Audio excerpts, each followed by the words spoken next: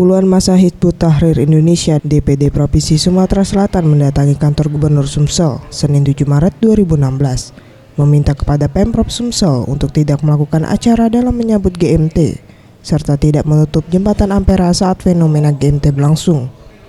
Ketua HTI Sumsel Ahmad Jamrur menilai fenomena GMT tidak harus disambut dengan acara yang merugikan masyarakat dan ini merupakan bentuk ketidakadilan kepada masyarakat. Adalah tanggalnya hari Nyepi, tetapi pengaruh Hindu di sini boleh dibilang sangat minim. Oleh karenanya adanya acara itu yang sebenarnya mengganggu dan membuat akhirnya acara yang harusnya religius itu menjadi rusak ya, karena tercampur dengan kemusyrikan. Pemprov Sumsel akan menindaklanjuti tuntutan oleh pihak HTI Sumsel dan mengkaji kembali. Namun pelaksanaan GMT harus tetap berjalan di Kota Palembang. Farel Dwi Satria, Safety on Rizky, Sriwijaya TV.